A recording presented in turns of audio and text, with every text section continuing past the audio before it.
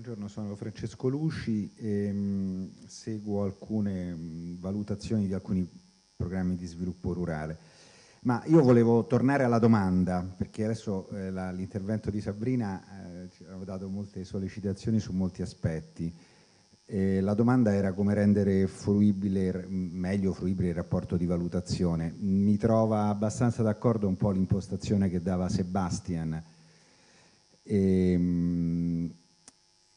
Diciamo, rispetto i rapporti di valutazione, vabbè, questo dimostra che i valutatori lavorano tantissimo perché scrivono 1000-1200 pagine. Ora, il problema appunto non è la lunghezza del rapporto di valutazione, il problema è intanto, come diceva Sebastian, la sua organizzazione, cioè è molto importante secondo me l'indice, se vogliamo, del rapporto di valutazione, perché questo dà chiarezza a chi poi affronta il rapporto. Sono d'accordo, solo poche persone forse in Italia si sono letti tutti i rapporti di valutazione, appunto il committente, chi lo deve fare per mestiere o per controllo.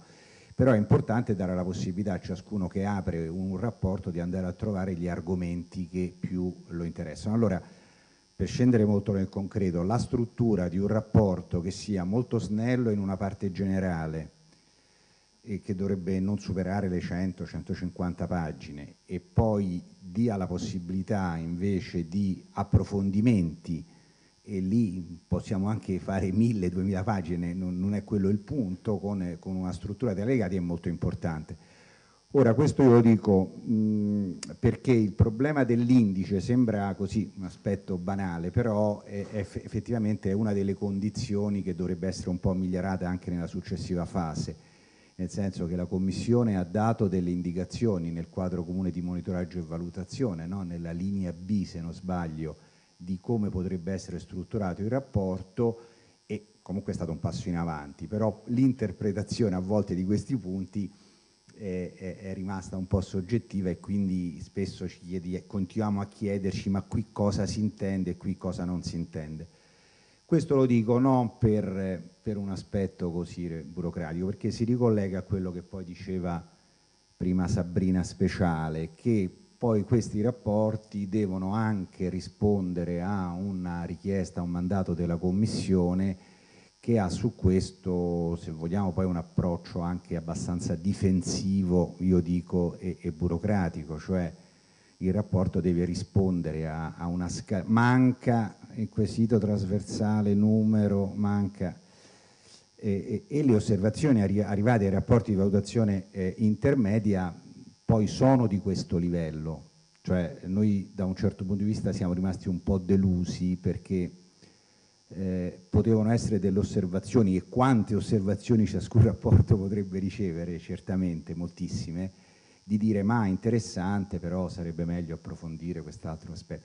Invece erano molto formalistiche, no? Manca il quesito, manca questo aspetto, manca questo punto.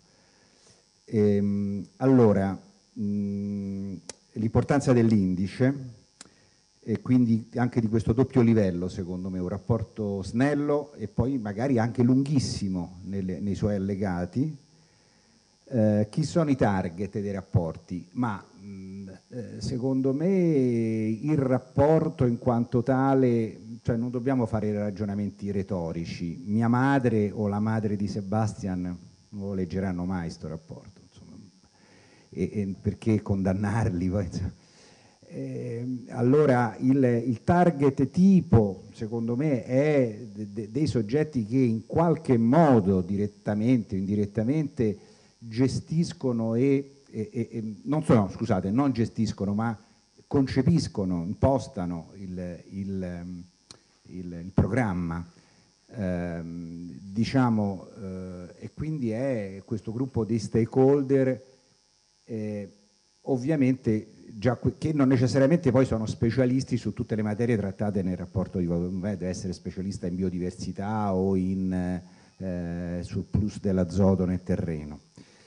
E poi quindi il rapporto da questo punto di vista deve essere completo. Poi invece, come viene detto, possono essere estratti e prodotti dei prodotti appunto specifici che cambiano in funzione dei target e degli obiettivi. E quindi anche mia madre o la madre di Sebastian, cioè la presentazione fin qui ascoltata a me ha dato molte suggestioni, adesso al di là dello strumento video, però in realtà loro ci hanno presentato uno strumento che può essere il video, possono essere anche altri strumenti, non solo che migliorano i risultati della valutazione, ma che poi sono di fatto di supporto alla valutazione stessa, o meglio, che migliorano la comunicazione durante il processo di valutazione.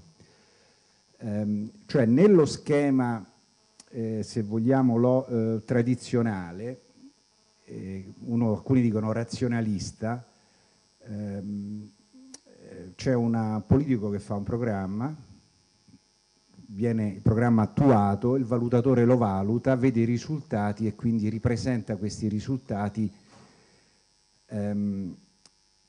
Ora, quello che secondo me è interessante è che comunque con questo schema il target è comunque un target abbastanza passivo del risultato di un processo che ha condotto qualcun altro, il valutatore, che può averlo fatto bene, può averlo fatto male, in maniera rigorosa o meno, insomma. E allora ovviamente questo limita molto la efficacia del processo comunicativo, perché insomma io sono comunicativo non solo quando scrivo bene il rapporto, o faccio il video, o faccio il disegno, ma quando dico delle cose interessanti, in definitiva, a chi lo comunico, no? Cioè se dico delle cose che a lui interessa, cioè, quindi il contenuto è importante, non è solo il mezzo, insomma, no? Certo il mezzo poi può migliorare il contenuto, è tutto un giro, ma insomma... Allora, noi in realtà il contenuto, e qui mi riallaccio a quello che diceva Sabrina, lo impostiamo troppo, insomma, con autocritica, sul mandato valutativo comunitario, che però comunque deve essere rispettato, no? Insomma, dico, condizioni di finanziabilità, i soldi arrivano da lì, non è che si può... che ovviamente tiene conto della logica di programmazione che nasce legittimamente a livello comunitario. Allora, il miglioramento della comunicazione, mentre invece verso i cosiddetti stakeholder, eccetera, nasce se, secondo me, migliora questa comunicazione se già dalle fasi precedenti il processo valutativo si sono creati dei momenti di comunicazione che non sono solo da me a lui, ma anche magari da lui a me, e allora se vogliamo la comunicazione, che però poi dobbiamo trovare una demarcazione fra comunicazione e partecipazione in senso lato, perché sennò poi mischiamo tutto, dovrebbe però in qualche modo iniziare fin dalle prime fasi del processo valutativo, non solo alla fine ti comunico in maniera magari poi accattivante o un qualcosa.